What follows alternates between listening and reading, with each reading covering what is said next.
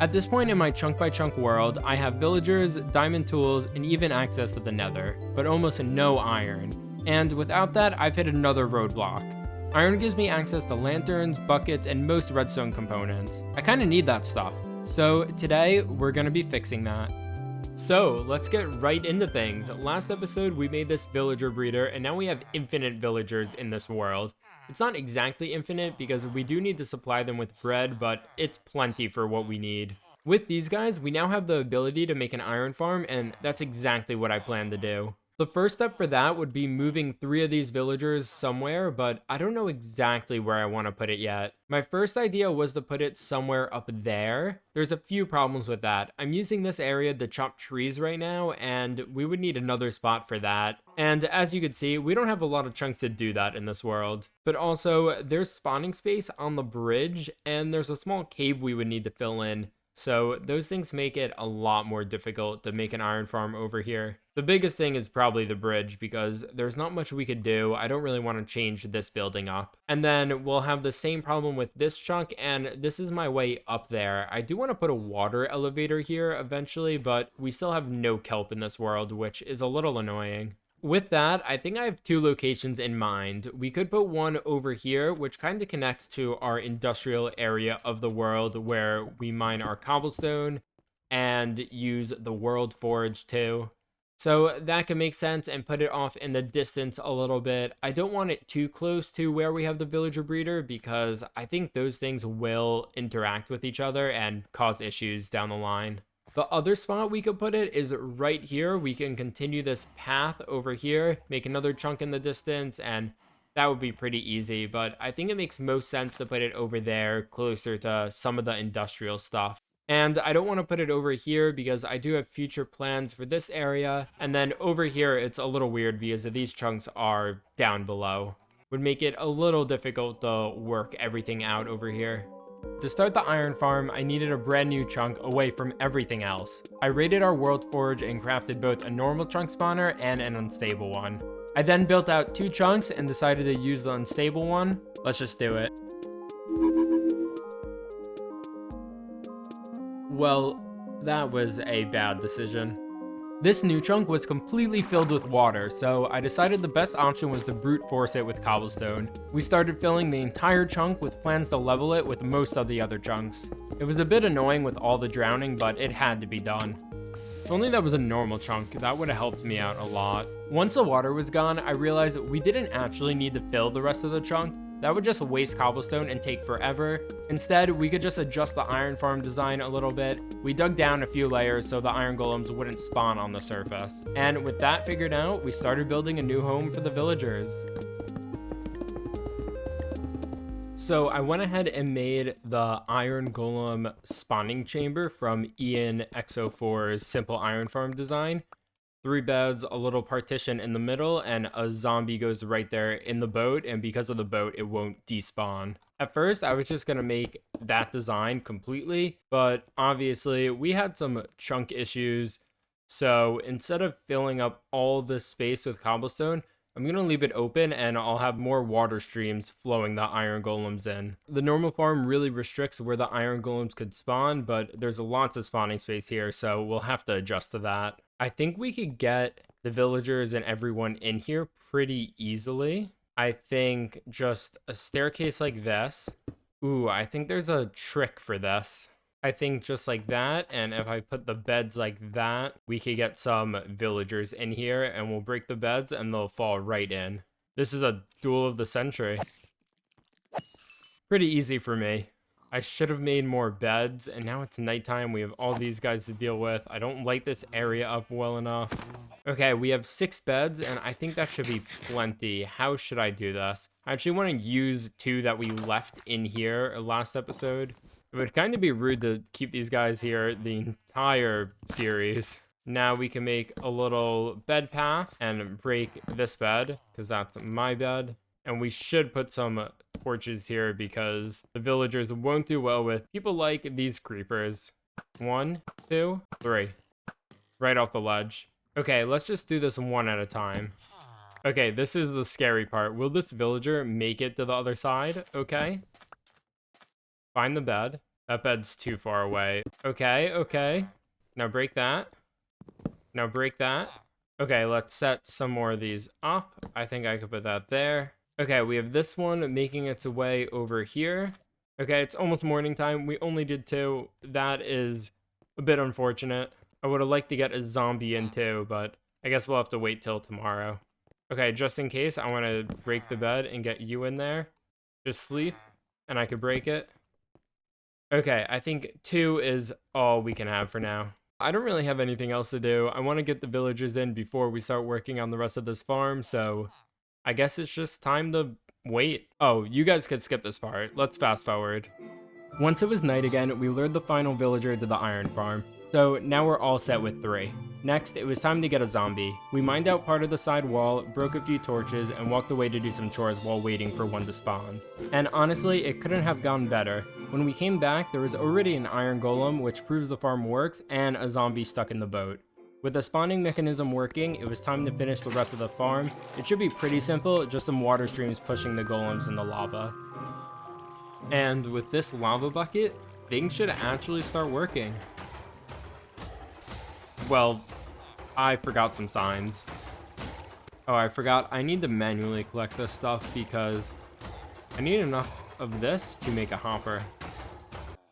So it's been a little bit and I've actually let the iron accumulate a little bit, so things are definitely working over here. Let's go check on it quickly. I also got to throw some hoppers in here to make this much easier. This is a lot of iron. 4, 7, 8, 9. We almost have 10 stacks. Let's take this for now. I need to be careful not to go into the lava. Let's just do this here.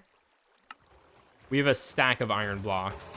I don't think we've really had a stack of iron in this world, let alone a stack of iron blocks. Okay, we don't really need those poppies. Oh, they're just gonna keep on going in there. Okay, let's just leave it and we'll see what else accumulates because I want to let this sit for a little while longer. The build we're working on today shouldn't affect this farm at all, but just to be safe, I want to let this run a little bit longer. I'm also using some iron in that build, so it can't hurt to get more. But while we let that sit, I do have a little bit of a to-do list of some smaller things I want to accomplish today. I say small, but they're actually pretty important for this world. Let's drop that off and check this out. So we did the iron farm, we just need to make a build for that. Now I want to focus on upgrading our enchanting table. I've done a little bit more progress since last time, but we should get this to level 30. What are we at right now? 24. We're actually a lot closer than I thought. But once we do this, we have some other things to figure out, like the experience source. Let's just knock this out real quickly. I've been gathering... Okay, this is actually huge and unexpected. Sugarcane, sugarcane, sugarcane. Kelp and cactus is pretty good. Small drip leaf could be cool too. I can actually make a water elevator now. Let's grab some... I was going to use this for the enchanting table, but let's grab these things right now. And cactus. Right away, I want to drop this off. This really shows you a lot of the things in this world can't be planned perfectly because random things like that happen. And for this piece of kelp, let's just grow it right here. We should actually grab some bone meal to make sure that that kelp lasts a while because we have a bunch in here. And this actually connects to what I was saying. I've been harvesting a lot of wheat in this world that we could use for trading. Oh, perfect. We don't even need shears. We're set on kelp now. We have 3 down there. We have 5 in our inventory. Let's put these away for safekeeping. Thank you very much, sir. That goes in organics. Let's just check that. Okay, let's do some trading and work on this enchanting table. Back on track now. We got 5 there, another bookshelf, and this is actually going to upgrade this villager. Are we going to get another good book? Blast protection 1. That's great. I realized we built the iron farm for lanterns, but we could also get lanterns this way. And you have trades again. Okay, we have 2 more to add. Oh, and you could trade again. Oh, we have a lot more. We have 5. I don't know why I was only doing 1 stack at a time. Okay, 1, 2, 28, 30. That's pretty sick. And 1 to make it symmetric. This is definitely a big moment for this world. We've been waiting forever to get a proper level 30 enchanting table. Without sugarcane, it was definitely a struggle, but we managed to do it. We don't even have enough levels right now, but we could get a really good pickaxe. You see all these diamond pickaxes that I used for the cobblestone generator to get enough cobblestone to fill that chunk. It took a lot, but hopefully we could get efficiency 4, unbreaking 3. We also have mending up here, which is going to be pretty sick. All we have to do is break this bookshelf, and we have a mending book. Everything's really working out. We have an iron farm, so we can make an anvil for this book. We'll put it on once we have a better pickaxe than Unbreaking 1. We'll just drop that off. What other books do I have? Oh, we actually have an Unbreaking 3 book. That's really good. So, now we have a level 30 enchanting table, but I do not have 30 levels, or a way to get 30 levels besides fishing, which really takes a while. That brings us right to the next 2 goals on the to-do list, experience source and a chunk scanner. I want to use a chunk scanner to scan the world for a dungeon, that way we could build a mob grinder with a spawner and have an easy way to get levels. The first step of that is crafting the chunk scanner itself. We need a compass and 1 world core. Of course I have a chunk spawner, but not the actual core. We just need to chuck some of this cobblestone in. Luckily, we still have a bunch, which is nice. 3, 2, 1... 1, almost there. World core.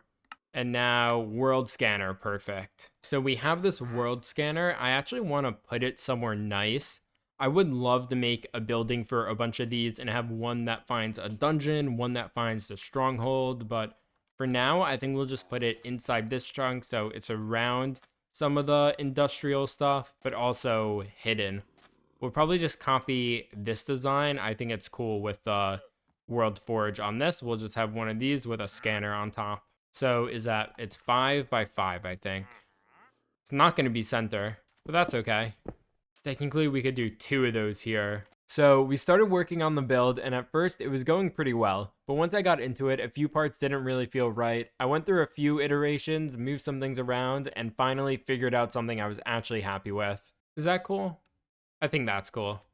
And now, how does this work again? I think we put a material we want to scan for in here, and fuel in this one. So for a dungeon, I think our best bet is mossy cobblestone. Regular cobblestone might show up for other stuff like drowned ruins. I think we actually do have some moss. We have 1 piece. So I just used that 1 moss for this. We could always grab more from the mossy cave that's down in that area.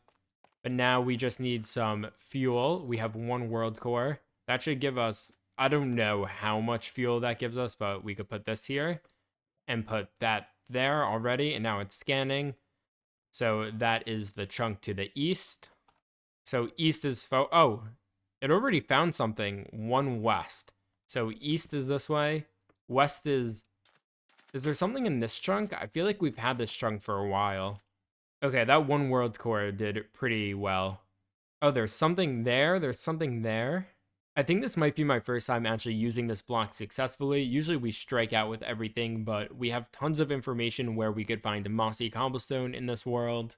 And I'm pretty sure mossy cobblestone can only mean one thing, a dungeon. 1 west, that's this chunk right here, seems to have a dungeon, so I think we need to explore this chunk a little bit. But before we do that, let's make this iron farm actually look good.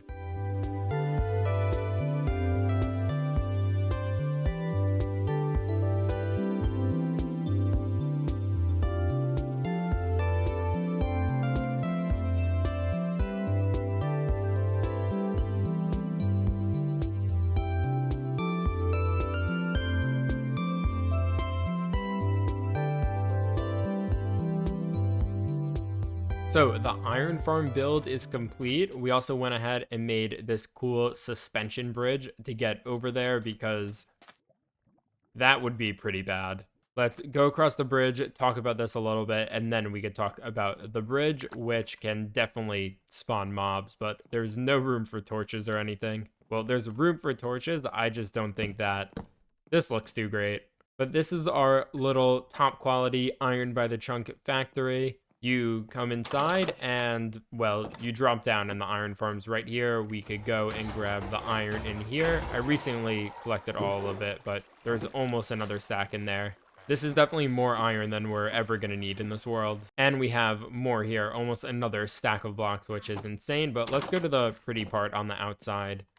It's this stone factory with a chimney over there, a side room, and something connecting this building to the side building, which we use iron blocks for because, well, we can now. I wanted to make that out of copper, but we don't have a copper farm, so we might do that a little bit later. I do have some copper oxidizing over there in the distance, a few blocks, but I have nothing to wax it with either. I definitely think this turned out great. We use this kind of design, the same thing we have over here, trying to tie this industrial part into this industrial part. Let's get a little closer here.